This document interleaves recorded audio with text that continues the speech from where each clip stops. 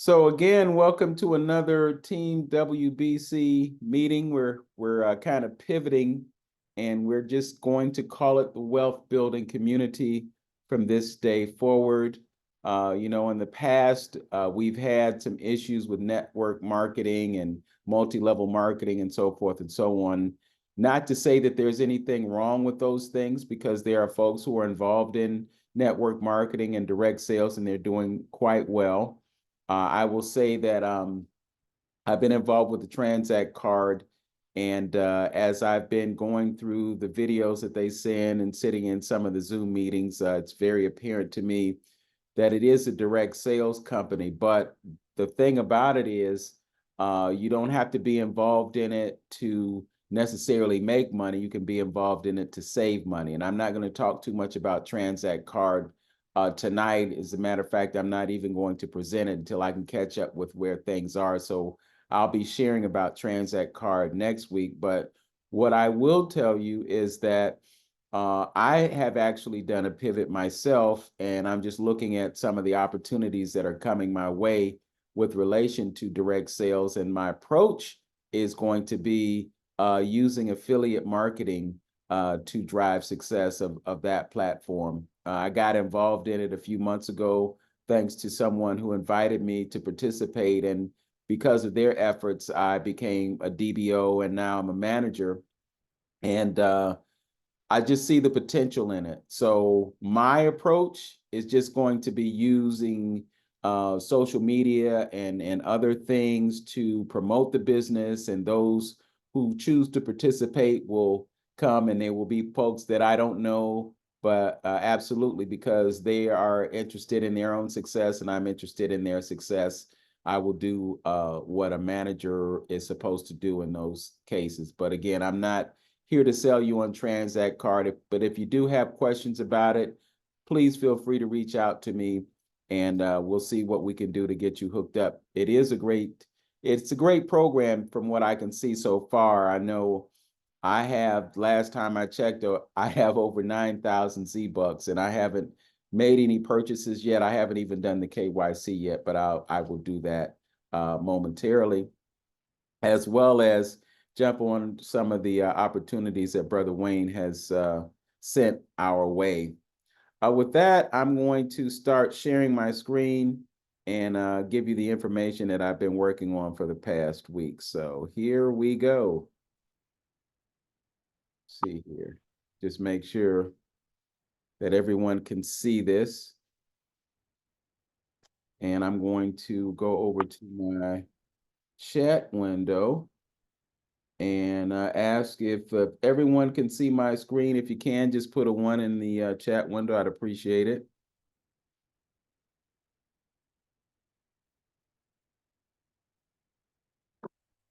Okay, I don't see any ones. Okay, there we go. Thank you so much. So with that, I'll welcome you to the Wealth Building Community, where our mantra is progress through positivity. This presentation is for information, education, and entertainment. We're not financial advisors. All investing involves risk. So do not invest anything you are not willing to lose. These are some of the things that are at the top of our minds right now. And I put this slide in here just to let you know that this probably encapsulates the new direction that we're going to be going into. I'm going to leave it up to Brother Wayne to share with you his thoughts about how we should proceed. But just know that precious metals are going to be a part of this equation, as well as cryptocurrency. There are also some insurance vehicles out there that may be useful to you. And last but not least, the issue of trusts. So we're going to be looking at trusts as a means to protect our assets. Now, I ran across some information about tokenization today. I'm not including it in the video or in the presentation tonight, but I will be presenting it most likely next week. And just know that the folks who are owning things and the ones who are saying you will own nothing and be happy, part of their plan is to tokenize assets, and that's going to be one of the ways that they can control things. So we're going to have to be in a position to counter what they do And one of the ways that we will counter their actions is to take our own action in terms of protecting our assets. This is a quote that comes from Albert Einstein. I'm sure you're familiar with it, but I just wanted to put in a subtle reminder that we still have opportunities to use compound interest, and it can be something that will enable us to enhance our positions in terms of our holdings. So in past meetings, we have talked about some of the things that have happened historically with reference to finances and the economy. And we're not going to go into the shocks and all of that, but I'm just going to bring things forward to where we are right now. And the fact of the matter is, I watched some information last week that indicated that the Dow Jones Industrials have seen a new high. So in the midst of all of the things that we're going through, Wall Street is experiencing success. Although it might be an illusionary success, they are experiencing success, but everyday people are watching their incomes shrink. And while inflation is running away, eating at the savings, and the spending power is diminished as the prices go up, we're looking at other things, making things even more challenging. Now, I'm not going to say worse. I'm going to say challenging, because challenges and obstacles are things that you meet and you can overcome. So we don't want to give a doom and gloom type projection on what the future looks like, but we do want to be realistic about the things that are happening and come up with some strategies and ways that we can deal with the things that are coming. So when you look at these things like digital identification and central bank digital currencies that are lurking around the corner to threaten our financial security, one of the main players in this game is the United Nations. I ran across this video. It is from Coin Bureau, and it's got some really interesting insight. The mark of the beast is coming. Depending on where you are, it's already here. Of course, I'm referring to digital IDs, the dystopian technology that's being rolled out around the world. Oh, about digital IDs, you'll know that it's ultimately coming from the United Nations, specifically its Sustainable Development Goals, or SDGs. The SDGs mandate in digital IDs in every country by... Sorry about that, folks. Just looking at my timestamps here. We'll get this going again. There are other marks that I want to show you. The mark of the beast is coming. Depending on where you are, it's already here. Ultimately coming from the United Nations, specifically its Sustainable Development Goals, or SDGs. The SDGs mandate in digital IDs in every country by 2030, among other things. If you watched our video about how the UN works, you'll know that it's been using a network of public and private institutions to ensure that SDGs are met in every country. These include the likes of the World Economic Forum, or WEF, whose most controversial ideas fundamentally have their roots in SDGs. When it comes to digital IDs, however, the three entities that have been the most involved are the United Nations Development Programme, or UNDP, the World Bank, and the Bill and Melinda Gates Foundation. These three entities have been working to roll out digital IDs in every country around the world. That's not a conspiracy theory, by the way. The president of the World Bank has explicitly mentioned the Bill and Melinda Gates Foundation as being one of the key players in digital ID development. Their initiatives appear to be guided by the UNDP digital strategy, which was first revealed back in 2019, the same year that the WEF partnered with the UN to push its SDGs. In 2022, the UNDP released a report titled Digital Strategy 2022 to 2025, which contained a roadmap for the digital ID rollout. As the title suggests, the digital strategy seeks to have digital IDs in every country by 2025. Believe it or not, it looks like most countries are on track to roll out their digital IDs by this deadline. The result could be a digital dystopia from which there is no escape, where pandemic-type restrictions are the norm.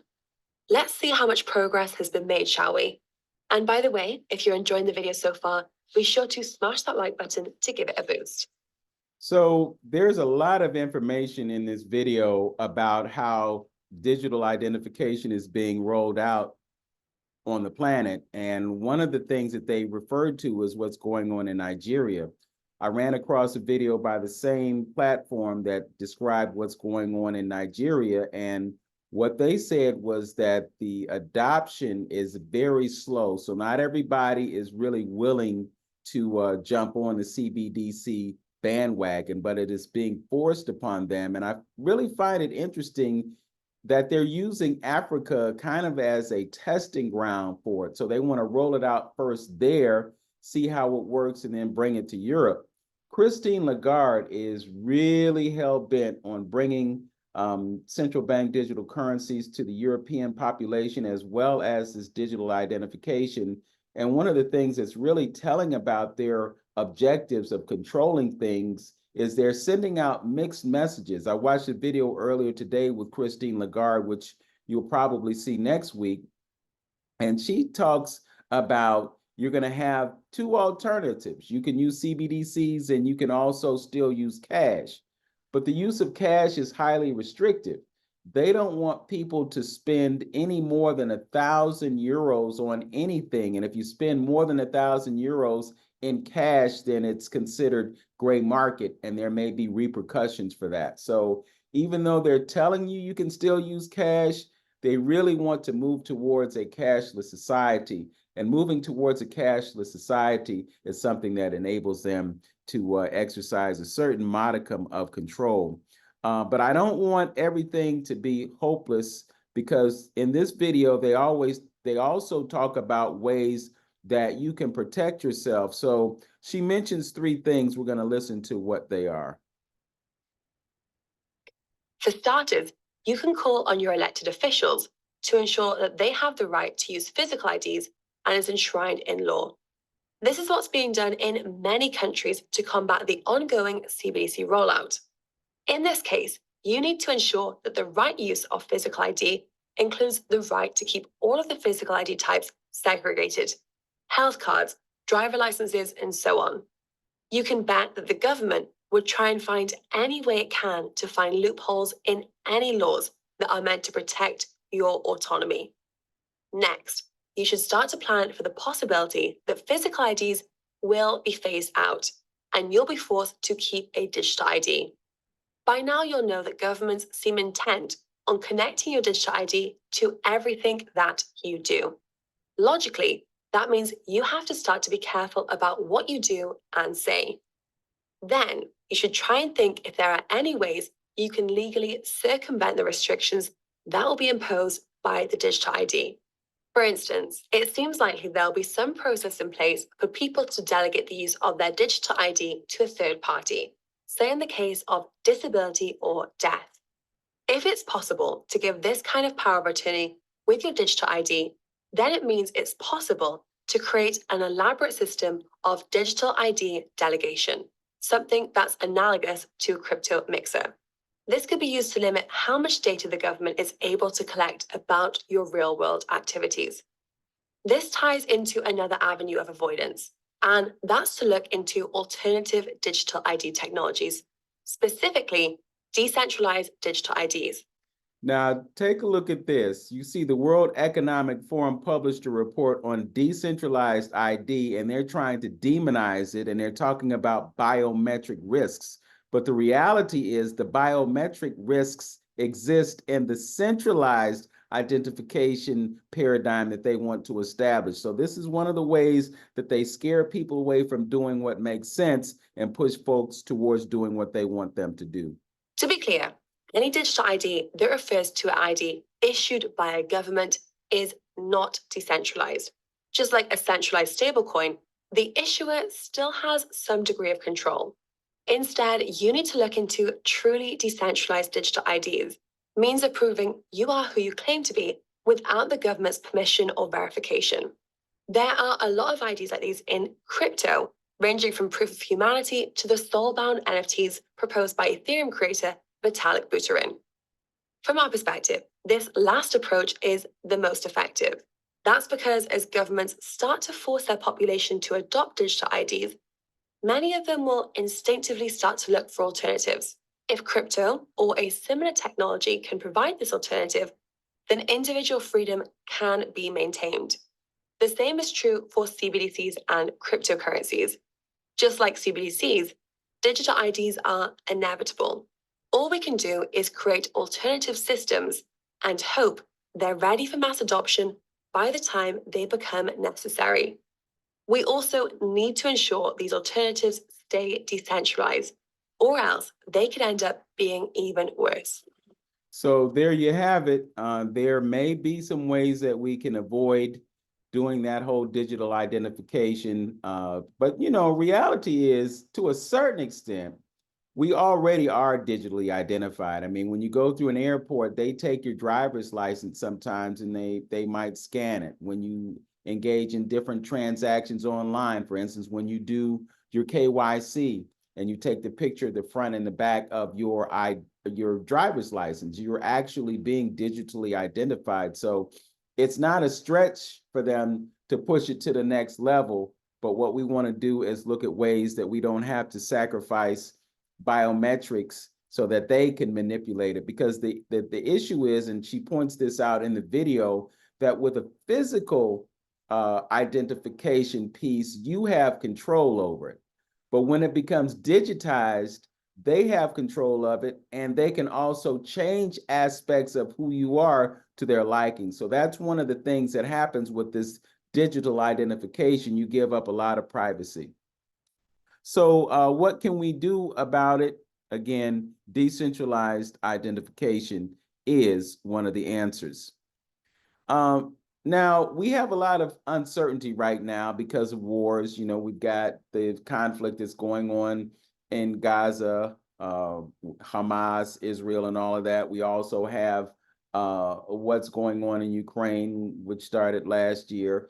And we're facing the possibility of war between China and Taiwan. And of course, the speculation is if China goes to war with Taiwan, and the United States is going to have to come to the rescue of Taiwan. And so there's going to be some really severe consequences should this happen. So there are a lot of things going on right now, including the digital identification and CBDCs. But I listened to this interview with Daniela Camboni and Rick Rule, and he had a really interesting observation about the whole idea of fear being used to manipulate us. And he also has some things to say about central bank digital currencies. I want to clue you in as to what he had to say. Hi, everyone. Daniela Camboni here for ITM Trading. I just want to say a very special thank you for all the emails you're writing and telling me how much you're enjoying this Outlook 2024 series. With what you just said, don't be scared. Be concerned. I have watched people for 50 years in my professional career say it's impossible to get ahead because of Trump, or because of Biden, or because of Trudeau. If you don't try to get ahead, you aren't going to get ahead. Your biggest risk is to the left of your right ear and to the right of your left ear. Despite how scary things might seem to you out there, other generations have faced troubles too, say World War II or the Great Depression. Do not be afraid. Do not become inactive. Look at the circumstance in front of you, be concerned where you need to, and take action. But do not use world events as an excuse to fail or an excuse to quit. That's where you start. The world will be much, much, much better 15 years from now and 20 years from now. We have to get from here to there. And I think that's going to be a challenge. And I think that's what we should talk about in the interview. But absolutely, let's talk about positively, do not be afraid. Be concerned. Those are very, very, very different instructions. You think we will be in a better place 15 years from now? Absolutely. Based on what? Why? The march of technology. Daniela, when you and I first interviewed, I had to go to Toronto. I had to sit in a booth. And there was an array of equipment to record us that filled a truck. Now you're at home. The producers are at their home. I'm at my home. And we do all of this online. The march of technology, among other things, has been fantastic, and it will. So as you hear him saying this, technology can be used against us, but we can also use it in our favor, and it's going to be up to us to leverage our understanding of technology so that will work for us. He had some interesting things to say about central bank digital currencies. Let's give that a listen. Each of you, that you said it would be the greatest threat to Americans more than cancer. Now, people took that and ran with that headline and whatnot, and you explained it afterwards. But how can life be better if we will be ushering in central bank digital currencies, Rick? If we do usher in a monopoly central bank digital currency, which I don't think we will, then my bet is out of the window. If the citizens of the world are willing to consign the fruits of their labor and their intelligence, the benefit of the risks that they take to the government, if we are collectively that stupid, then the rosy future that I'm suggesting that we enjoy becomes less rosy. If you look for examples as to what the risks might be, look at Canada, where Prime Minister Trudeau overrode the rule of law and seized the assets of his political opponents extrajudiciously.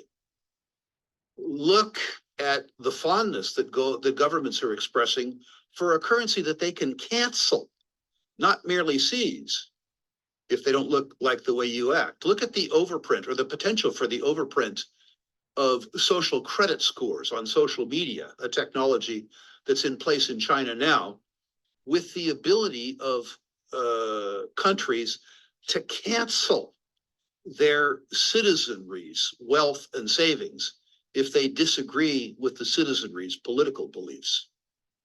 I don't think that this will occur. Perhaps I have too much faith in humankind.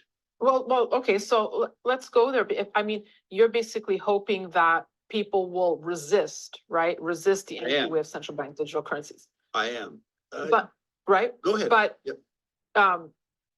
The IMF, I mean, has put out a guidebook for countries, basically outlining how to usher in central bank digital currencies. This received very little media attention. In fact, name me one mainstream media that really talks about central bank digital currencies. So my question is, well, why aren't they talking about it? Do they think it's a narrative that's going to bore people and it doesn't get enough views? But how are people supposed to even be educated when I don't think most people even know that this notion exists? And yet here's the IMF like they're not even hiding it anymore, saying this is the future. Like we can't turn our backs on central bank digital currencies.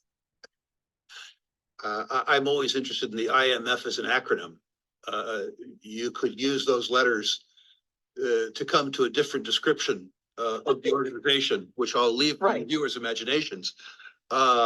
With regards to your description of the mainstream media, I think it's worthy to note that the mainstream media has been losing market share for a very long time. Yes. And I think that that's one of the reasons why. Mercifully, part of my rosy view of the world has to do with the emergence of many, but not enough, Daniela Cambonis. And I think it's up to the citizenry to educate themselves as opposed to be passive recipients of the pablum offered up by government-sponsored media. But I'm obviously reflecting back on 2023. I mean, banking crisis, banking failures come top of mind, and you're one of the greatest experts to comment on the systemic risks to the banking sector. I mean, do you think this is something that will spill over in 2024, or has this become a news narrative that people have just rolled over and are bored by now? In the very near term, some of the crisis in the banking sector gets alleviated with lower nominal interest rates, which means that we bail out the banks at the hands of the depositors. We take money from the depositors and we give it to the banks. One of the great crosses that the banking industry has to bear is their own historic greed. where the banking industry had very short-term deposits and they lent money for a time spread on long-term assets. When the interest rate rose, their cost of capital increased while their return on capital employed decreased, to the point where if you take many banks in the country right now and you look at their loan portfolios and mark them to market, which by the way, the Fed doesn't require them to do, they're in fact insolvent. If you lower the interest rate, it lowers their cost of capital at the same time as it increases the nominal value of their bond portfolios. So one of the things that I think that the Fed is attempting to do is to reflate the banking sector in the United States. And I suspect that for calendar 2024, they'll be successful in doing that. So I'm going to leave it there, but just know that they are definitely making moves with regard to the Fed. I've been hearing an inkling that they are actually talking about reducing the interest rates that they've been going up on a very frequent basis within the past year. So they're definitely playing games, but I will tell you also that they've been disingenuous with us when it comes to the idea of inflation. And they're telling us right now that it's only running somewhere around 3%. And that's a little bit higher than their objective of 2% inflation. But the things that they're using to measure inflation with aren't really giving us an accurate picture of it. So even though they're saying it's 3%, they're just manipulating the numbers. So we should definitely be apprised of that. So I want to tell you that the outlook for precious metals in the coming year, based on what I've been able to uncover, is really bullish, but I'll let the experts tell you what they expect to happen. And that is that we may see a record price for silver in this coming year. And we also may see gold go past its recent high, but they're also saying that it's going to come down. So there will be dips when it comes to gold prices. This person right here is Jim Wyckoff. He's one of the experts with Kitco News. And of course, you know that they are very heavily involved in precious metals. So I'm going to get a couple of quotes from him on what he wants to see or what he expects to see happen with both gold and silver in the coming year. Kitco News Outlook 2024 is brought to the end of 2024. So I'm curious, though, as investors look for some insight here, how do investors adjust their strategy in light of your projections? Well, I've been saying for quite some time that, commodity markets are highly cyclical. It doesn't take a rocket scientist to look at a long-term chart and say that, gold and other markets go through periods of boom and bust. Well, we're in kind of a boom cycle right now in the gold market. We just hit a record high a few weeks ago. The path of least resistance in a price uptrend is sideways to higher. And I think that's going to continue to be the case. The fact that the Fed had some easier monetary policy rhetoric only added to the bullish fuel that is probably going to propel gold and silver prices higher here in the coming months. Now, over the near term, we may see some choppy and sideways trading, but longer term, I'm bullish gold and silver and look for even higher prices than the record high scored recently in gold. I look for silver to, in 2024, potentially reach $30 an ounce. Wow, $30. Yeah, before I pivot into silver, because I have quite a bit to discuss there, I'm curious here. We talked a little bit about the Fed, their standpoint, and how they're fairly dovish. I want to get into the intricacies about how this affects gold prices. Explain that to the audience a little bit, and maybe what it might signal for the future market movements. Yeah, sure. On a daily basis, generally, the gold market trades in an inverse fashion with the U.S. dollar index. When the Fed came out with its dovish rhetoric last week, the U.S. dollar index automatically sold off real, sharply and saw follow through selling the next couple of days and hit a 4.5-month low last week. That immediately was a bullish element for the gold market from that perspective. But also, as I mentioned, the easier monetary policies of the policy of the Federal Reserve and possibly of the European Central Bank and other central banks, that means there's going to be better consumer confidence. Better consumer confidence because of lower borrowing costs means better consumer demand for raw commodities, including the metals markets. The outlier or the fly in the ointment may be in the coming months if China's economy continues to list and show further economic weakness like it has the past few months. We'll have to see how that goes. But if China's economy gets in some serious trouble, the property sector already is in some trouble. That China's got some debt problems. If their economy lists further, then that could be the element that prevents gold from trending significantly higher. So with that said, he had some projections on where he expects the price to go. So let's hear what he has to say about that. What's the future trajectory here? Well, the path of least resistance, as I said, is sideways to higher. I'm going to look at my chart right now. We've got to get above 2100. That is chart resistance on the near-term basis. Then we've got the all-time high of 21, just above 2150. So those are the near-term resistance levels. But if we get above 2150, then bigger price gains are possible in a shorter period of time. But again, gold is cyclical. If we do hit a new record high, we could see prices correct back over a period of weeks or months, back down to the, 2000 level before embarking on maybe a future uptrend. So all one has to do is look at a long-term commodity chart, long-term gold chart, and see that the prices are volatile, and they have been and are going to continue to be.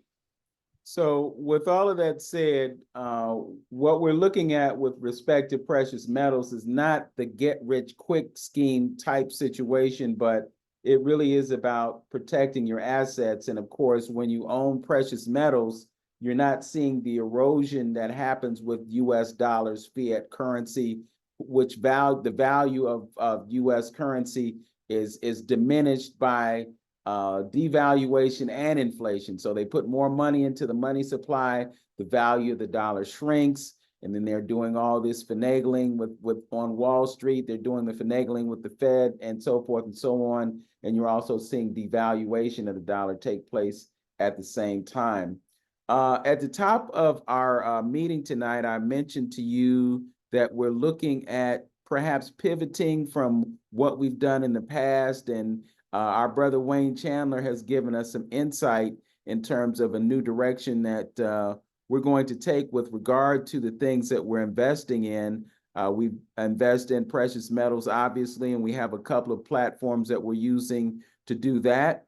We have a Transact card, which is something that we can use to save money and for some make some money. We have UPMA and we have Glint. So we have ways that you can acquire gold, have it held for you, get a card that can be issued to you and allow you to store your gold, store your precious metals, but also spend against the value of that as a means of combating the central bank digital currencies and so forth and so on. I'm happy to bring back to our meetings Brother Wayne Chandler, who, as I told you at the top, has been extremely busy, but he's come forward with a few things that he wants to share with us tonight. We're going to dive into cryptocurrencies that you can begin to acquire and store. And of course, you want to store them in a secure way so that they're not subject to manipulation or theft or anything like that. So we'll be telling you and sharing with you ways that you can protect your digital assets, as well as giving you information about tokenization and the impact that it will have on your assets. So with all of that said, I'd like to welcome Brother Wayne B. Chandler. Wayne, take it away. Thank you much, man. A lot of this is a really deep year that we're going into, and I do want to lay down some information regarding the importance of the year, because this is the launching pad for what we've been talking about with respect to this experience that we're moving through, humanity is moving through on a financial level, being the greatest transference of wealth in human history. And I think that, you know, where we are right now, we really don't stop to consider the so-called State of the Union. And just to drop, you know, some facts to you in terms of percentages, you know, 57% of the American population, 57% at an immediate notice cannot get their hands on $1,000. 57%. 33,000+ are homeless. And I'm sure that's a very moderate percentage in terms of what they're looking at with respect to the homeless population in the States. 23 people a day kill themselves, and one quarter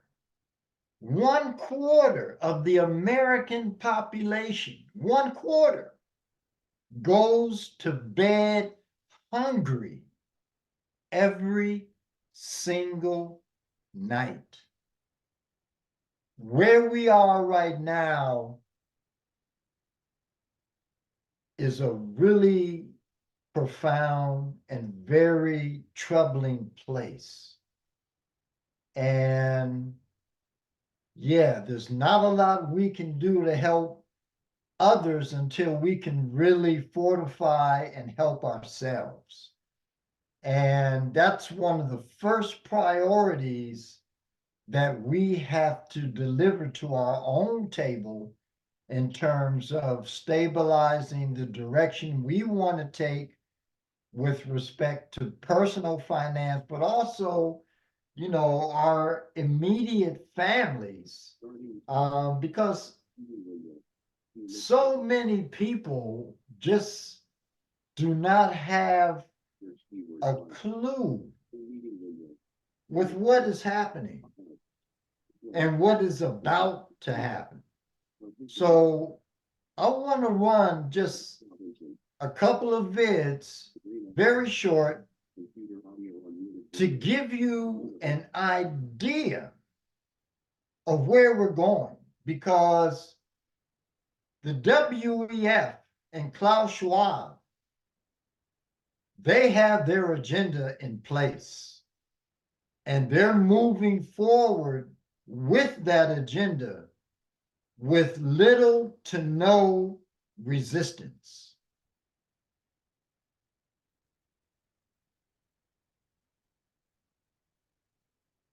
So I'm going to share my screen and get to work. Let's see what we can fish out here.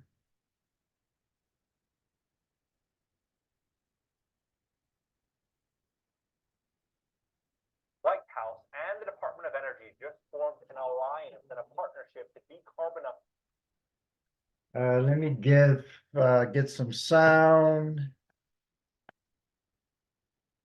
Get a little bit more sound up in here.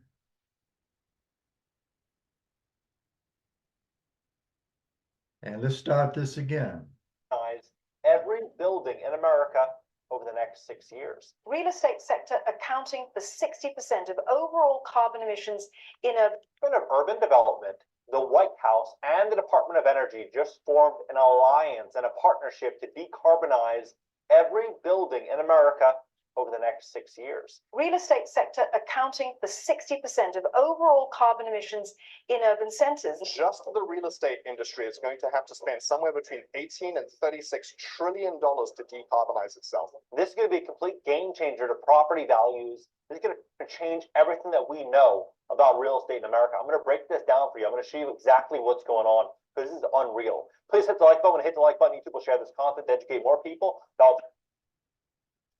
So I'm not going to get into all of what he talks about, but I am going to send these videos that he has done to Vince so that he can post them in the Telegram group, because you all really need to hear this in its entirety. Because if you have a house, it affects you directly, because what they're about to do is to set up a totally different level of standardizations for home owners and buyers, so that when you purchase a house, you will have to go in with incredibly deep pockets to recarbonize your dwelling.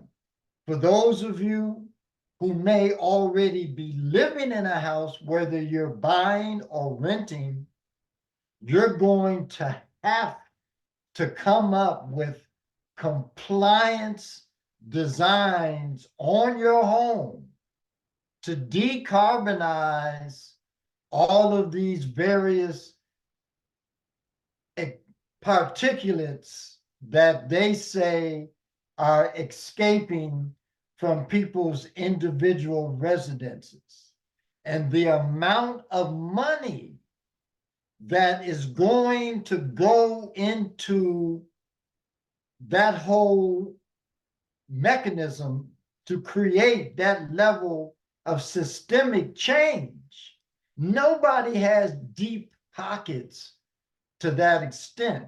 So this is the game. Right now, most of the middle class, lower, mid, and upper, are having to dig into their retirement in order to buy food and pay bills. Now, imagine getting a notification in the mail or 2 men in black showing up at your front door, giving you a notification of what you have to implement to come up to code with decarbonizing your home. Nobody's going to be able to afford it. And do you know what happens then?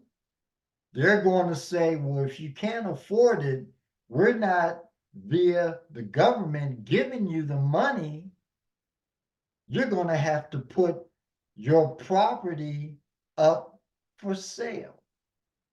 So when they talk about we moving into the largest transfer of wealth in human history, it's going to begin with property mismanagement.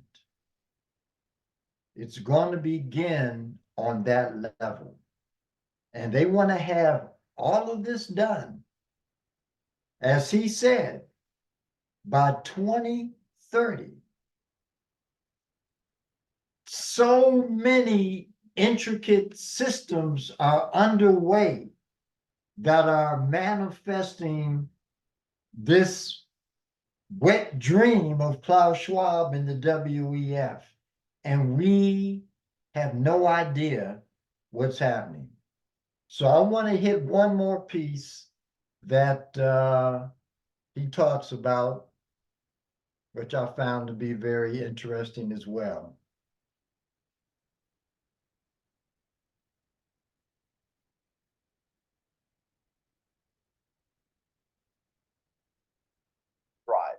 on the freeway could cost you more than it already does. Planned by the Metropolitan Transportation Commission to cut carbon emissions, turning those freeways into tollways and charging drivers by the mile. Portland is considering a similar tax. Tennessee, Florida, and New York City, all proposing similar taxes to drive your car. You have to ask yourself, why? What are the odds that all this is happening at the same exact time? Is there something bigger that's going to be happening next? Well, the answer is yes. And the facts are startling. I had a discussion with the mayor of Los Angeles, who told me in 2030, Los Angeles will be private car driven free. And this will allow to transform highways in car and carbon free. Car and carbon free by 2030. The city of Los Angeles. And they're also throwing in Florida, New York, Atlanta, and a few others. into parks and other public spheres. We're going to walk in to a completely different economy, a completely different way of living, and people need to get prepared for it, especially if you're an entrepreneur, an investor, if you're just an American. You have to understand what is going to happen next so you can position yourself today for tomorrow. In this video, I'll break it down for you and show you exactly what's going on. Please hit the like button, hit the like button. YouTube will share this content. So what's about to happen in this country is it's unbelievable. It's really well, I'm not going to say that because I believe it, but I haven't, I haven't drank the Kool-Aid. Matter of fact, I was never a Kool-Aid drinker, and I think that was one of my main problems growing up in this place. But there are going to be so many shifts taking place. People driving from to to fro, from here to there. You're going to be charged. If you're in a car, you're going to be charged by the mile. 30 cents a mile. I mean, you're going to willingly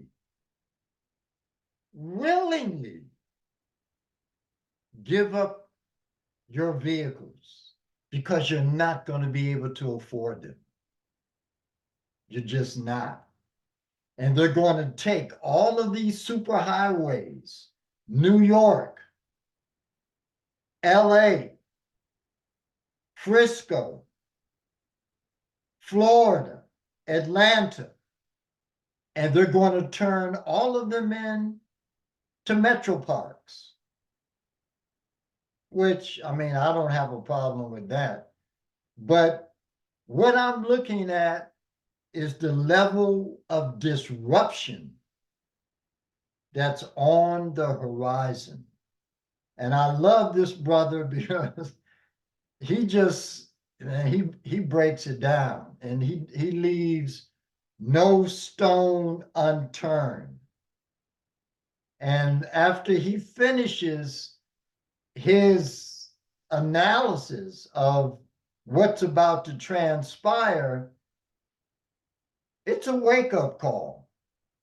It's a serious wake-up call. And these people are so gangster. That's the thing. They are so incredibly gangster with what it is that they're pulling off and what they want to implement. Case in point, this is the last vid I'm going to show.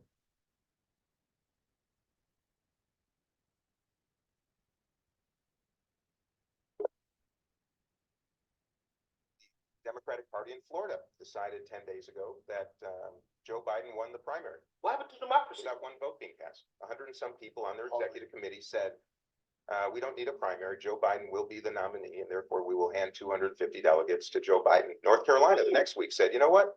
Despite the fact that I qualified by simply being a presidential candidate who is in the national news, that's their only predicate. They decided they don't need a primary either, that Joe Biden has won, and they will hand their delegates to him. And Understand the game. Understand the game. Because the only person that could possibly confront Biden and win, I believe personally, would be Kennedy. And Kennedy definitely is not in their rodeo. You know, he's anti-vax, he's anti-COVID, you know, he's anti-WEF, he's anti-Fauci. You know, this is the man that wrote a damn book on Fauci and his shenanigans. So what's happening is that states are trying to set it up so that Biden doesn't have to run against anyone. And many other states have already taken Trump off of the ballot. So the game that's being woven is really something to see. And you all need to, like, you know, These are, take this is notice. happening right in front of our faces. And the president has not said a word about it, so I'm concerned. How Joe Biden loved What we're seeing democracy. right now is this duopoly working to actually prevent competition, prevent debate, and prevent voters from even opining, and that is. Sounds like Got Joe to Biden find doesn't out. love democracy. He And I loves intend to do dictatorship. it every single day.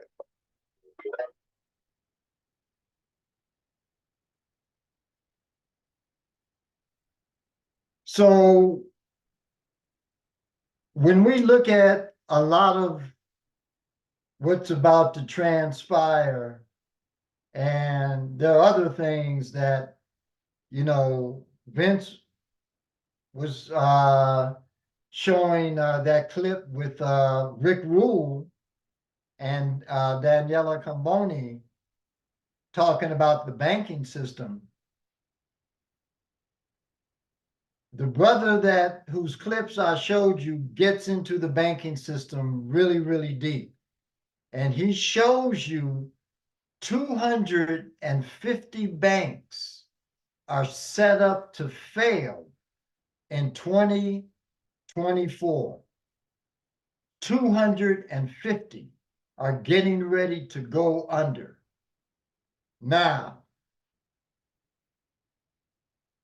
to show how all of this kind of like integrates and begins to paint this incredible picture of deceit, you know, and disillusionment. If we go back a year or more and we talk about Buffett, and we talk about the investment that Buffett made into gold and how much silver he purchased, his investment into gold, he had to clear space. And what did he sell? What stocks did he sell to clear the space to allow that purchase of $530 million worth of gold?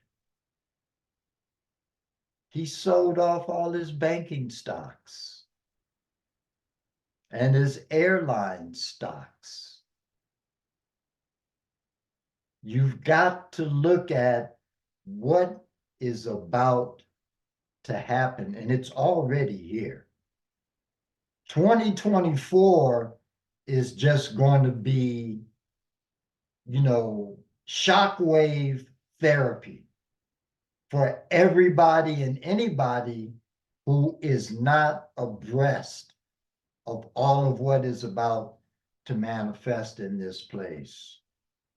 It's going to get very, very, very deep. And that being said,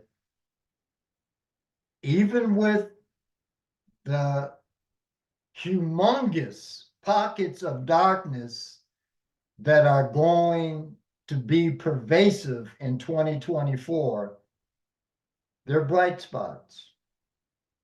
There are bright spots. And those are the spots that we're going to have to take advantage of to really generate and make the kind of money that we need to make. So in talking to Vince and talking to Jay, we all agreed that when we first started WBC, the launching pad for WBC were individual crypto coins, currencies, and tokens. And we decided that this is a place we want to get back to, especially with this bull market and crypto developing right now as I speak. We definitely want to be involved in what's about to transpire in the crypto industry. We have to have a percentage of that just because of the abundance that it's going to generate. So what I've done, and for those of you who have pen and paper, you want to take these cryptos down.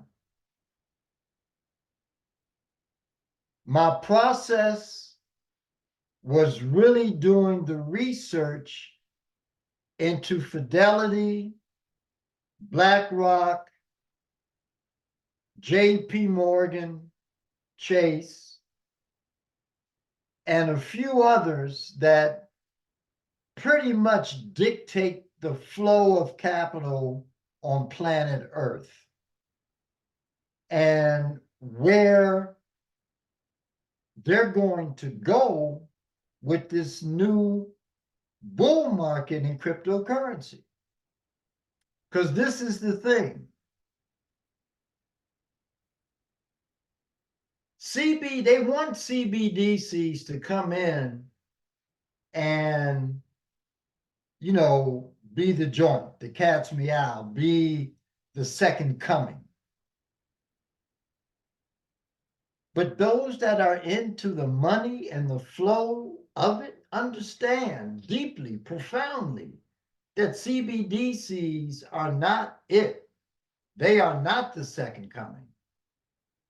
And so they are moving into the decentralized cryptocurrency market, and they're dropping millions into this market that is going to create a level of momentum and steadfastness, stability in this market that we'll be able to get a piece of because they're that deeply invested in it.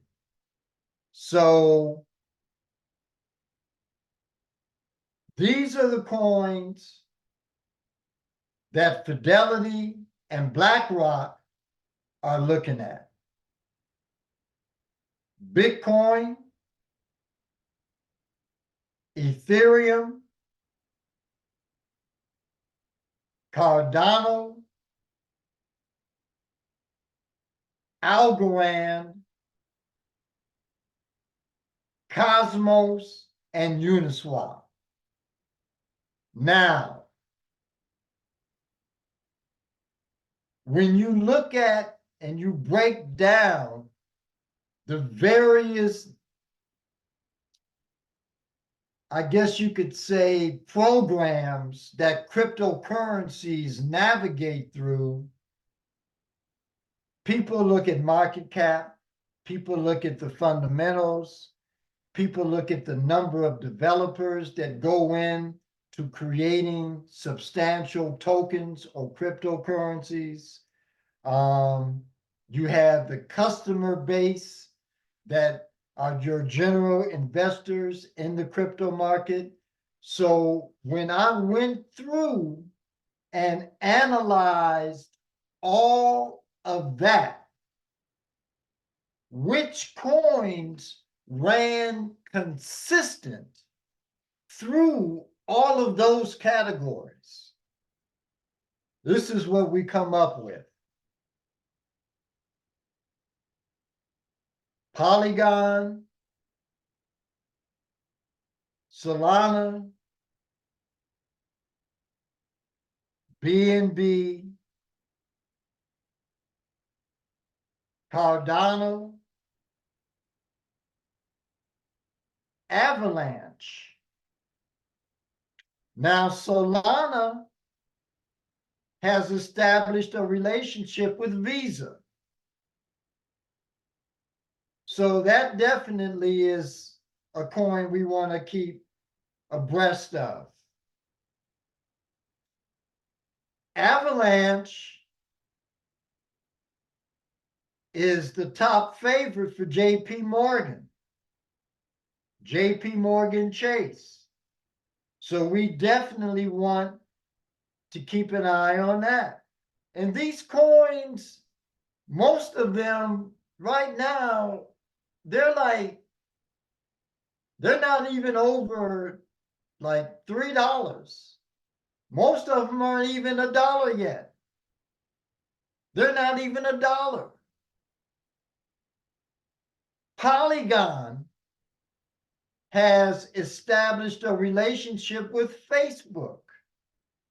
They have partnership with Facebook. So other coins on the side, we're going to get into those our next session because I don't want to overburden you with this information because I really want you to become proactive with it. Do the research. You've got the names. Go to CoinMarketCap. XRP was not mentioned. It was not mentioned. And that's because their XRP, it has its own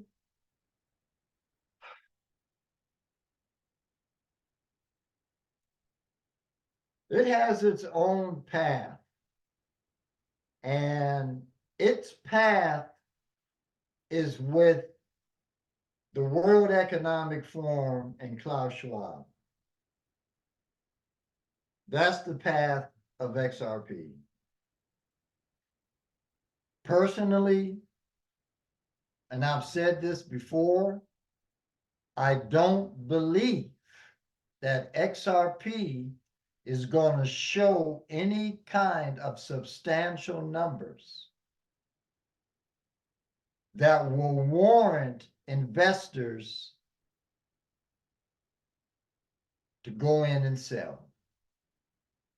I really don't. I think that when XRP reaches that level where its coin looks attractive,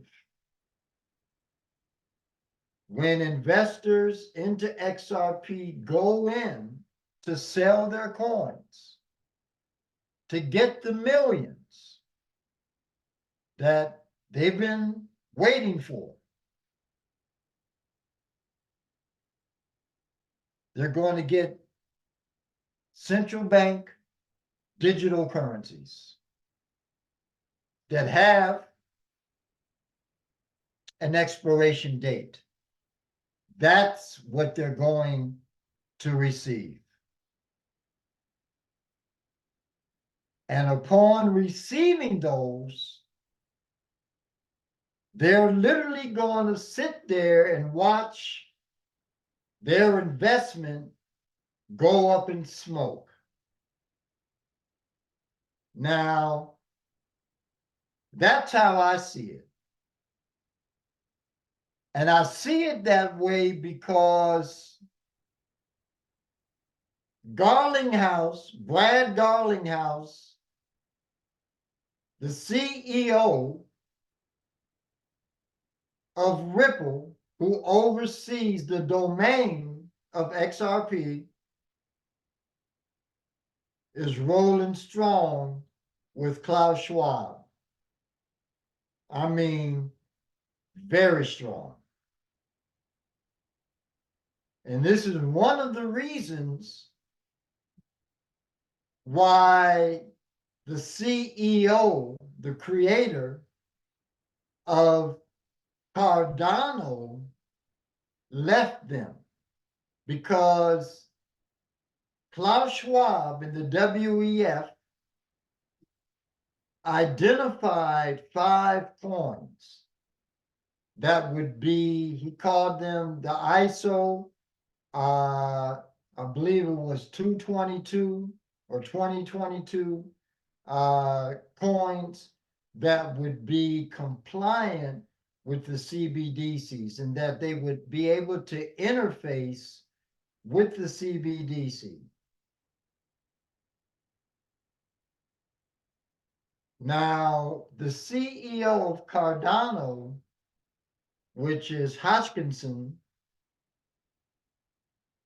he said, this is a bunch of BS. He left the group, said, I'm not going to participate in this.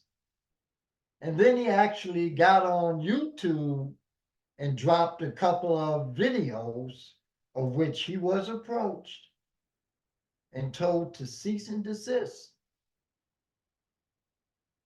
And when you have those cats coming and telling you you need to back off, you back off.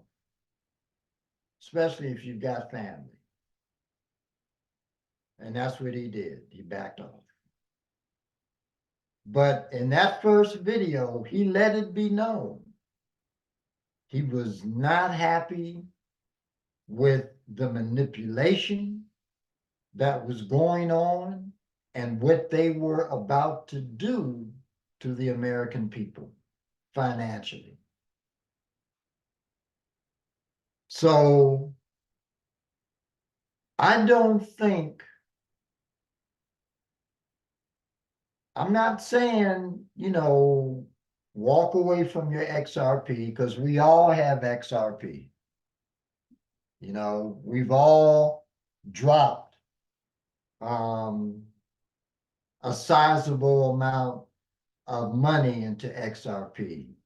All I'm saying is right now, let's look at some other opportunities that feel and seem to be very solid, because the big money is looking at those same opportunities.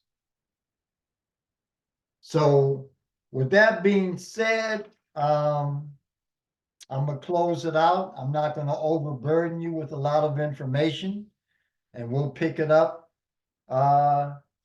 next week with new information to become burdened with.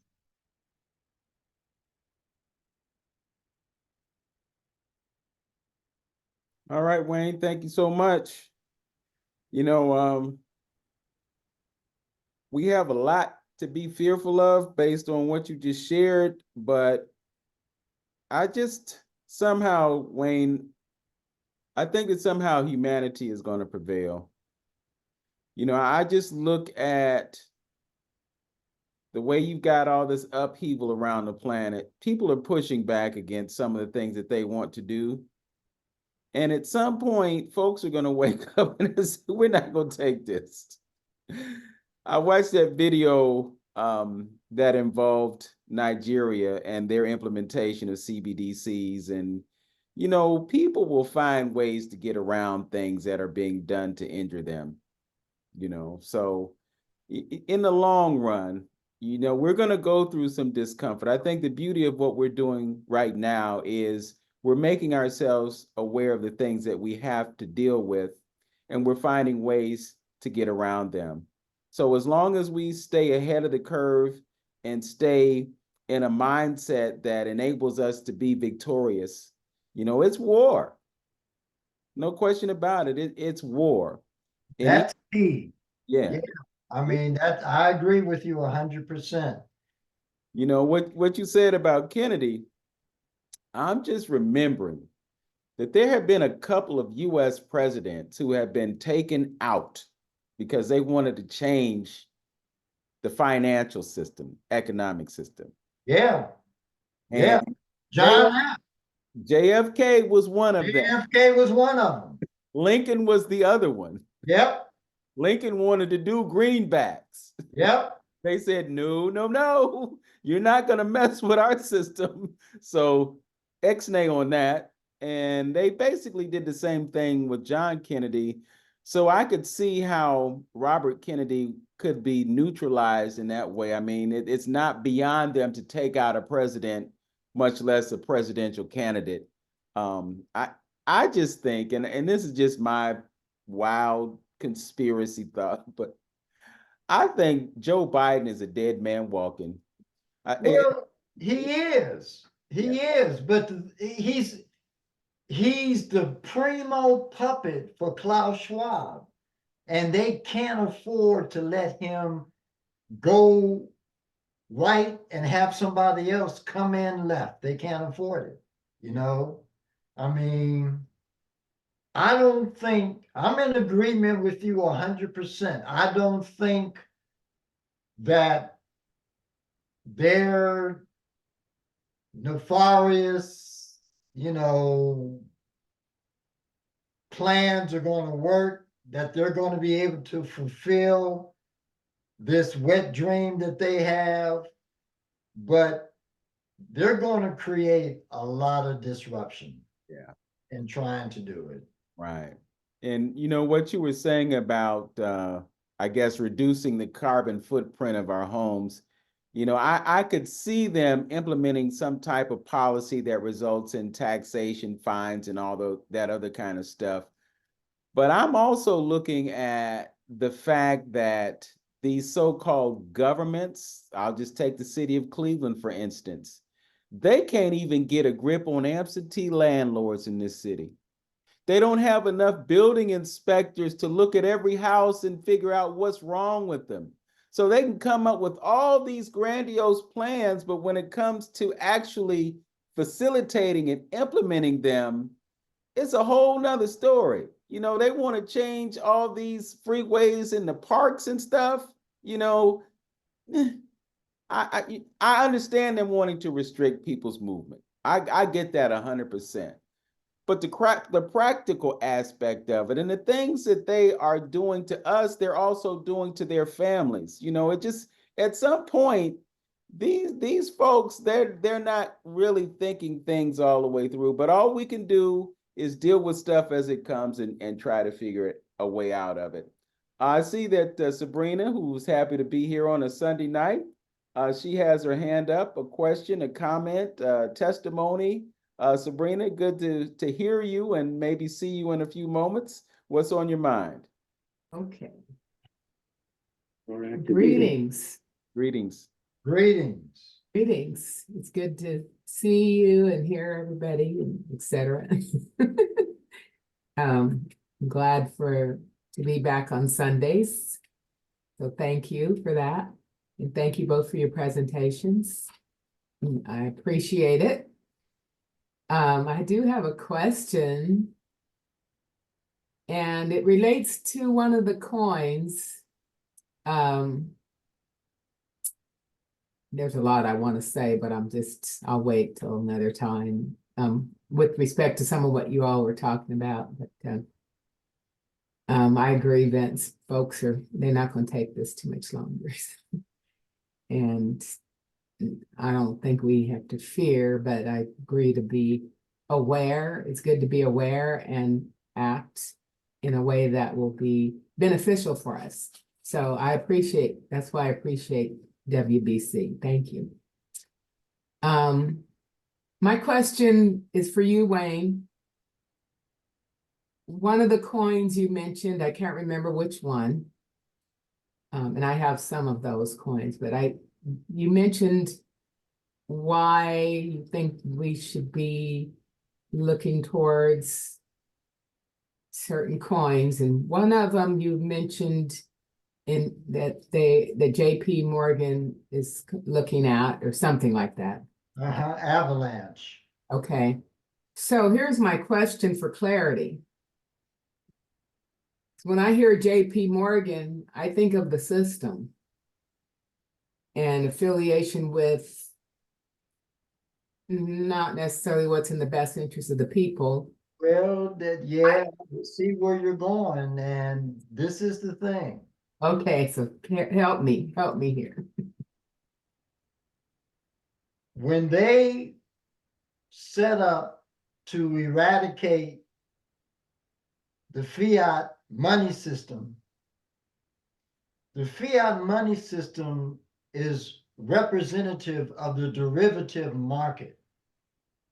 Mhm. In order for them to have something that acts as a form of money, and they do not want gold and silver in the hands of the common folk. They have to reinvent the derivative asset class. And that's what cryptocurrency is going to become. It's going to become the new derivative class that the big money, the corporations, can invest in and move, their financial design and visions into the projects that they want to do and maintain on the planet. And that's why, the coins are going to become tainted, but there's no way we're going to be able to keep these big ball players and investors out of investing into them, because they don't have anywhere else to go. They're already in gold and silver. They're already there. Mhm. But they need something that they can practically utilize on the daily. That's what the whole derivative market was about. The derivative market was about putting up something that could be manipulated, something that could be utilized on the daily, without massive consequence. And that's what the cryptocurrency market is going to become. So that coin, for example, that you mentioned, how does that equate? I understand what you just said, but how does that equate to a good investment for us? That's I guess my question.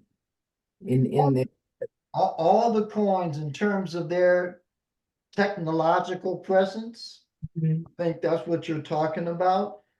All those coins have very specific designs, which makes them a practical investment. And that's why the corporations are looking at them, or have already invested in them, because they see, based on the technological design of the coin, that the sky will be the limit with respect to the level of abundance it can create and generate for them. And we can get that same kind of spinoff with our investments into the same coins. I mean, they're all practical, they're functional, they're not meme coins. I'm really not into meme coins. I don't feel that meme coins, have a solid and definitive presence that reflects longevity in the crypto market. I think these are the coins that are going to literally create the base for the cryptocurrency market. You know, coins like Avalanche, coins like Cosmos, coins like Solana, you know, Polygon, because those coins on the technological front are doing things that technology hasn't explored. And that's what makes them so unique and invaluable in the cryptocurrency market. Okay, thank you. Thank you. Righty. Okay, I've run across a few coins that I've done some research on. I'm not going to mention them tonight. Perhaps we can talk about them next week, but they're in addition to the ones that you mentioned, but we'll make sure that everybody has access to the coins that we're suggesting. And, you know, hopefully everyone understands why we're making this pivot. I think we do. And I think we do have some opportunities here to capitalize. You know, when you talk about coins that have function, have utility, because of the use, they have value. Because of that value and the potential, they're going to increase in value. So having them would be a way to increase your wealth. So we'll look at these coins and we'll see where things go. I'm going to ask if there are any questions before we move towards conclusion tonight. Also, I did drop the Telegram link in the chat this evening. I think while we were on, I think Rose Hinton joined us on Telegram. If you want to begin to invite folks to these meetings, please do that and share the Telegram link with them. If you have that person in your contacts, all you got to do is add them, and they just need to get signed into Telegram, upload the app to their phone, and then you can actually assist them in getting into the group. I think we have great potential this coming year. I'm looking forward to everyone working with us. I will also mention that we are probably not going to have meetings on the fourth Sunday of the month because I have an obligation on that day of the month. And so it's just going to be easier for me to navigate that obligation in light of the fact that we use my account to do our meetings. So just keep that in mind. I can adjust the invitation and the link for Zoom within that application to remove those fourth Sunday meetings. And if we need to add a fourth Sunday meeting for whatever reason, I'll be able to do that. But we will continue to do what we do. I hope everybody enjoyed the break for the past month. You know, some of us were able to get some things done and relax a little bit. You know, I did take a little trip to Orlando. I think Wayne went to New York a few weekends ago. And Wayne, I tell you, we interviewed Kaba Kamene on our show yesterday. And he mentioned the fact that you came to New York, and he said it was a great gathering, and I'm sure it was. But just know, Room only. yeah, he came in and he said, yeah, you know, Brother Wayne was here, you know, and very glowing about it. So I'm sure you all had a great time. So with that, I'll ask if there are any questions before we part. And if there are none, we'll look forward to seeing you next Sunday. And we'll have some more crypto information for you, as well as another summary about what's going on with the Transact card. With that, peace and prosperity to everyone, and we'll see you next week.